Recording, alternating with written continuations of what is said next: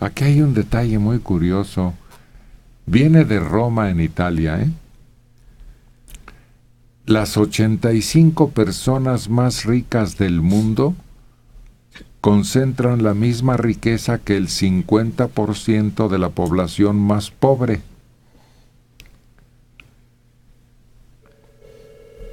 Partir de la igualdad, eliminar la desigualdad extrema para eliminar la pobreza extrema. Un informe que será presentado oficialmente hoy y que fue difundido en Italia, al igual que otros países. El reporte pone en evidencia que la causa del incremento de la desigualdad del ingreso en el mundo, los beneficios del crecimiento económico no llegan a la población, sino que se concentran en manos de una élite que dispone de más riqueza que la que materialmente podrá consumir incluso varias generaciones. Siempre ha sido esto. Yo no sé por qué les extraña y ahora hagan pero es que una denuncia. Se ha acentuado. Sí. Y sobre todo en países como el nuestro. Sí, sobre todo en México, porque ese es uno de los problemas. En Guerrero sucede, ¿no? Los ricos cada vez son más ricos. Por eso tienen que hacer relojes de 7 millones. Para que se los compren y demuestren que son muy ricos y que ya ganaron. Y la población se vuelve cada vez más pobre, más pobre. Y el turismo es uno de los negocios que genera esa desigualdad. Que había una clase media, pero ya la clase media cada vez se va desvaneciendo más y se va volviendo clase baja. ¿Por qué? Porque se da esta diferencia. Los que tienen mucho tienen más y los que tenían menos, pues ahora van a tener mucho menos. Y entonces lo que eran 3 clases sociales se están volviendo 2. Se está conjugando con otro informe que se presentó en España. Mientras el número de millonarios con fortunas de más de $1,000 millones se ha duplicado en el mundo desde que desencadenó la crisis en 2008. Las desigualdades se han disparado. La tendencia de creciente desigualdad podría hacer retroceder décadas la lucha contra la pobreza, según se advierte en este informe, que también se agregará este día a un organismo internacional.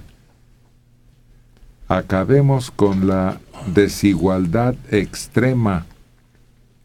Es hora de cambiar las reglas, dice el informe.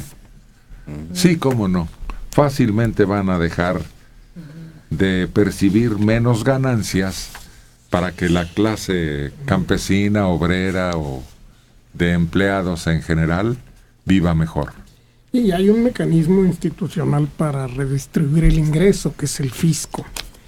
Pero en México funciona al revés.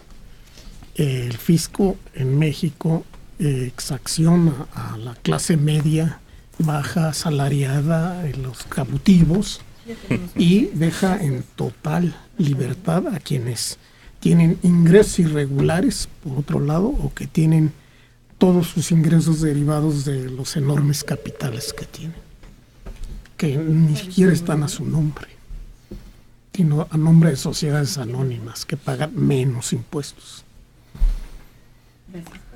Lo curioso es que se te dan todas las facilidades para que te empeñes, para que pidas fiado y para tenerte cautivo.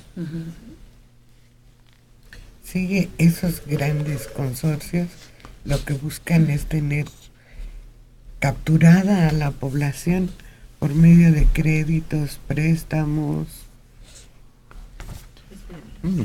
Y el crédito es bueno, pero el crédito para el consumo es veneno. Claro.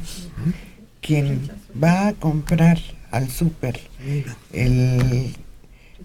lo necesario para la despensa del mes o de la quincena con tarjeta de crédito está en el hoyo.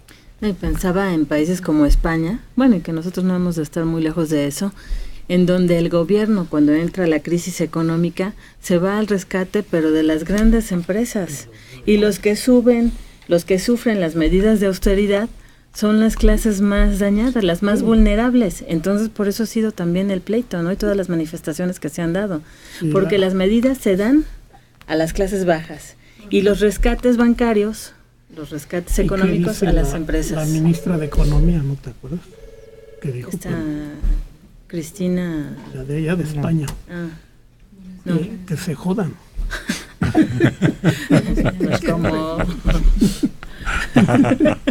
Así con cierto, lo dijo. Pues así lo dijo aquí el mero de Televisa, ¿se acuerdan? Cuando le reclamaban que no tenía un proyecto educativo que elevara la condición intelectual de la población, dijo, no, nosotros hacemos programas para los jodidos, para que se diviertan. La Secretaría de Educación es a la que le corresponde esa tarea. Educarlos. Cállate, el otro día platicábamos con una nutrióloga que tiene los datos. ¿Cómo se llama la nutrióloga, Soledad? Elizabeth Reyes Castillo. Y dice que cada crisis los mexicanos se vuelven más tarugos. Dejan de comer y entonces les baja el coeficiente intelectual. Hay pruebas. Dice que las tiene. Mientras que en Alemania hay crisis y no les pasa eso. Porque la alimentación que tienen ellos no los deja que se les baje el seso. Pero como los mexicanos no estamos acostumbrados al pescado y hay crisis y dejamos de comer carne, entonces nos volvemos también, nos ralentizamos un poco. Mientras los países ibéricos no les sucede eso, porque basan su alimentación en otros productos. ¿Nos qué? Nos ralentizamos, nos volvemos más lentitos. Aquí en México, sin carne es sinónimo de carne de res. Uh-huh. No, ya se acabó el alimento. Ni de pollo, ni de pescado, no, eso no es carne. Y no recurrimos al pescado, mientras que otras naciones que recurren al pescado, por más crisis que tengan, los rusos que pasaron por crisis, dice, muy violentas, seguían siendo productivos, seguían siendo altos intelectualmente porque su alimentación era en base a pescado. Pero a México le pega una crisis y baja el nivel intelectual de la población en grandes volúmenes. Nos atarantan. Hasta allá llega el problema de una crisis. Francisco Torres González, de 80 años, en El Recreo. ¿No han comentado que la Suprema Corte de Justicia rechazó la consulta popular en relación a los salarios mínimos? Y es que realmente la Suprema Corte ataca la Constitución, como sucedió al liberar a la francesa Flores Cassés, al narco Caro Quintero, etc. Ellos están sirviendo al Ejecutivo. No. Era una propuesta que presentó el PAN. Y pues está fuera de cacho, porque realmente eso tiene una comisión que se llama de salarios mínimos, que son los que deben abocarse a calcular cómo están las cosas y mejorarlas cuando sea oportuno.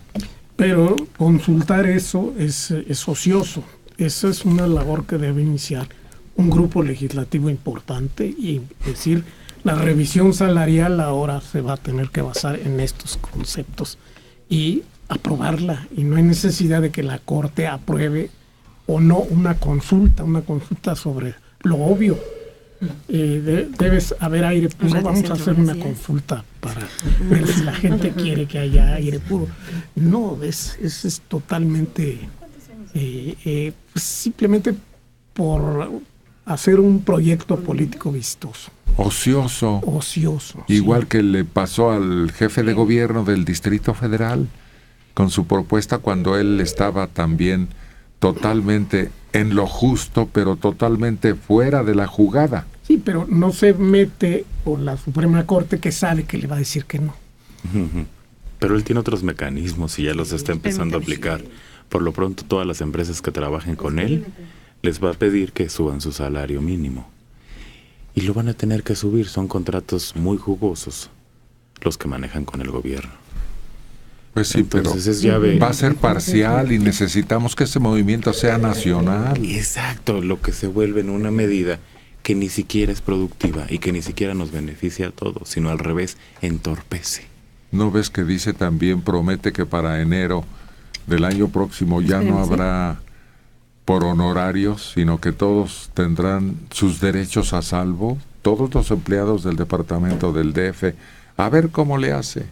Va a ser un nudo gordiano eso. Yo sé cómo le hace, como la línea 12. Ay, Dios, así de grave. La señora Silvia, de 50 años, en Miguel Hidalgo. Felicidades por el excelente programa.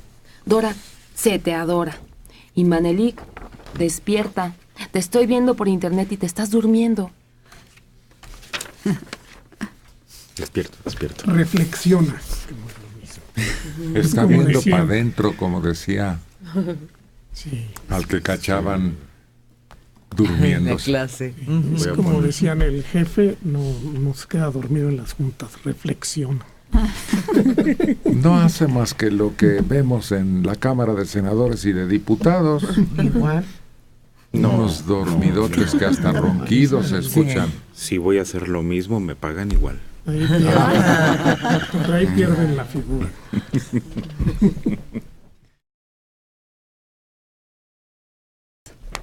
54 años, Manuel Islas Flores, de Álvaro Obregón. Hay 10 millones de desempleados. Tenemos mucho mar y solo comemos sardina. Tenemos petróleo y lo estamos malbaratando. Y compramos comida al extranjero. ¡Qué tontos somos! De la colonia 20 de noviembre, Alfredo Becerril Jiménez, 66 años. Ese locutor joven que está con ustedes dice que al no comer pescado o carne, las personas disminuyen su inteligencia. Yo creo que es mentira, porque tenemos a ese Chayan Michan que come solo hierbas y ha convencido a sus seguidores de no comer carne. Y ahora está millonario. 52 años, Eduardo Sánchez Carranza, de Iztapalapa. Con respecto a los salarios mínimos en el Distrito Federal, lo que quiere Mancera es aumentar sus ingresos, ya que las multas están ligadas al salario mínimo.